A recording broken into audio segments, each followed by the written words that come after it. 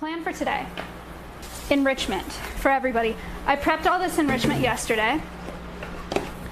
This is for our foxes, chinchillas, the rats, the chickens, the macaws, the little parrots, this is the marmosets, this was the pasture, we just did this.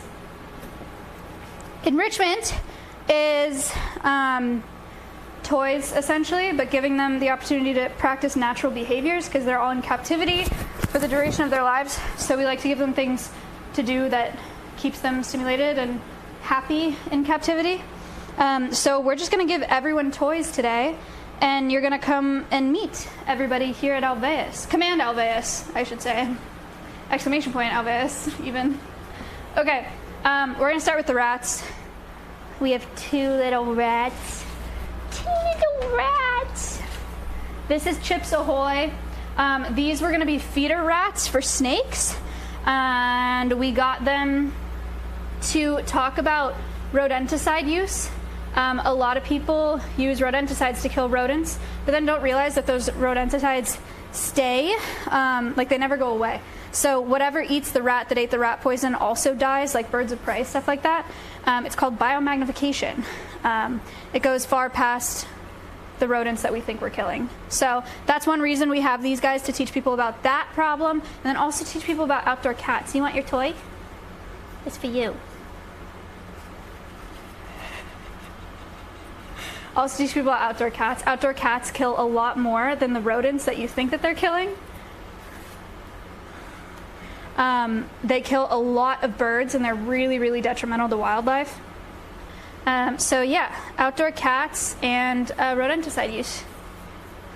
Where are you going? Oh, well, can't see her in there. That is Chips Ahoy. Where is Nilla? Is she in here too? No, just Chips is in here. Sorry. Oh, sorry. I think Nilla must be up here.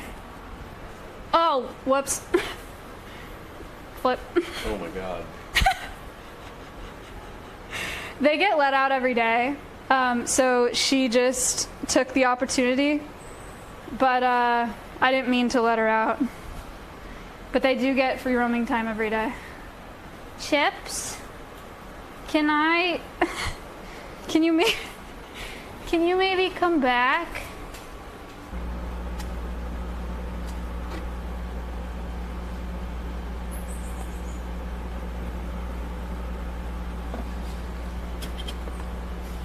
Nice.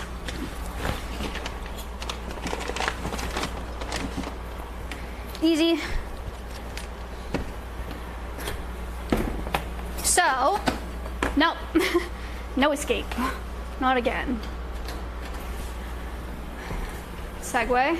Yay! We do crate training with all of the animals here, so we don't have to do any like forceful coercing animals into crates. So they're all crate trained, which helps a lot for situations like that. That is big props to Kayla and Ella for getting them so comfortable with the crate.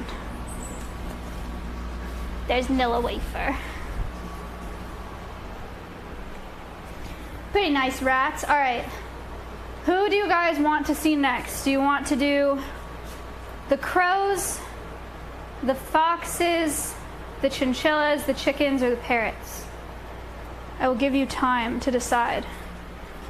You guys want to do the crows? Hello. Check this out, folks. I made this yesterday for the crows. I'm really proud of it. I'm really excited. This is an enrichment item.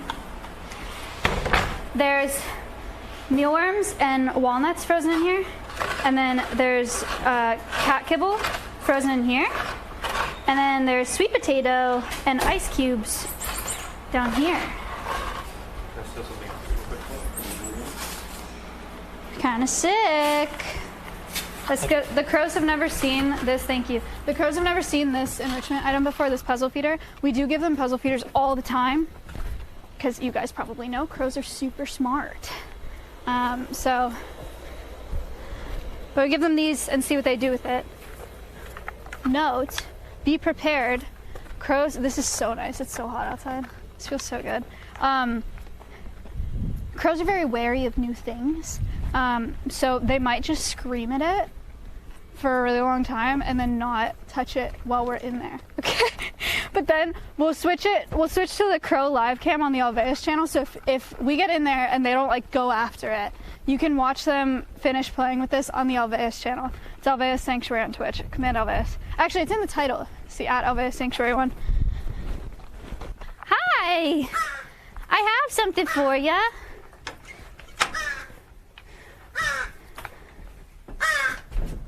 Abbott? I have something for you. Hi! He's ready. Wow. Leader on a 12. Hey. Tier 1 sub to 43 IC. Do you want it? Does it matter if it's on the platform or the ground? Doesn't matter. This is for you. Oh, he's not even scared of it. What is that? What is it?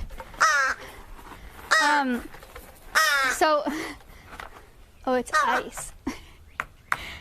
This is gonna take him forever. That's so fun. We have 2 crows. This is Abbott. It's actually crazy that I can talk about him while he's right next to me because he can't scream while he's eating that. Abbott and Coconut were both born in the wild. They were blown out of their nests when they were babies. And so they were raised by wildlife rehabbers, and they imprinted on people, which means that, you guys know how baby ducklings follow their mom? It's because of a process called imprinting. It's a physical change that happens in their brain, and it helps them identify with their species. So when they imprint on a species, they then learn who to mate with, where to migrate, what to eat, what to be afraid of, how to find shelter, how to behave in social groups, etc., etc. And these crows, unfortunately, imprinted on humans, so they were unable to be released. They did try to release Abbott when he was like 6 months old or so, and he ended up. Thank you. And he ended up in a park a couple miles away, landing on people, screaming at them for food because he doesn't know how to feed himself. So that's why he's in captivity. All of the animals that we have here are non-releasable for a variety of reasons. Permanently injured wildlife is one of the reasons, so that is what he would be classified as because he's imprinted. And then we have some that were born in captivity, raised in captivity, illegally confiscated pets we have here. All of the animals, we would love for them to be in the wild, of course. Like, I would way rather this be a wild bird. But when they can't be released or they can't survive in the wild, it means that they either have to stay in captivity and be used for education programs like Abbott is here, or they have to be euthanized. So this is the best that we can do for him. But yeah, the crows get enrichment every day.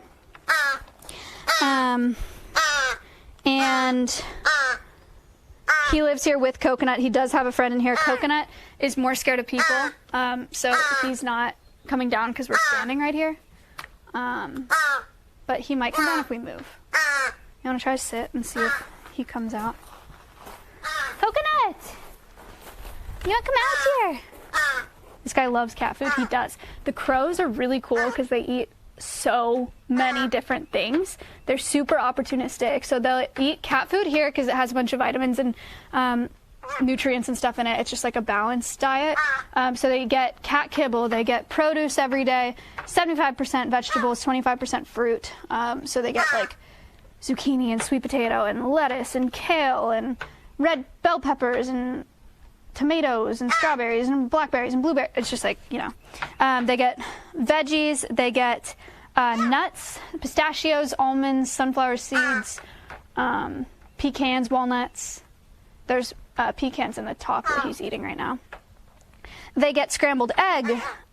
They get whole prey items as well. So we'll give them whole mice, whole quail that we buy frozen, and then we thaw out for them. So yeah, they eat it all. They eat everything. They're scavengers in the wild. So they're very important because they help clean up our urban spaces. For the first time. Thank you for the sub. Better diet than most people. It is pretty balanced. Netcat underscore subbed for the first time. Raccoons of the air. Something like that. Thank you for the sub. One problem, too, that crow populations are doing great, for the record. But a problem that crows and vultures face in the U.S. Regular size is... Jacob subbed for the first time. Thank you. Because they're scavengers, and because they eat dead things, where is most of our dead wildlife? It's not wildlife that's dying off naturally, for the most part. It's vehicle collisions, right?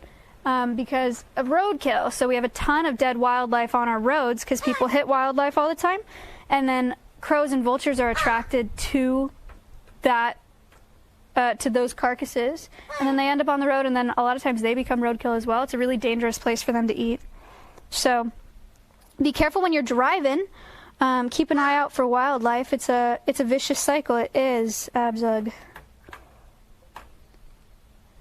The crow cam is up if you want a second angle of Abbott eating. It's much higher if you want to see what he's eating on the Alveus channel.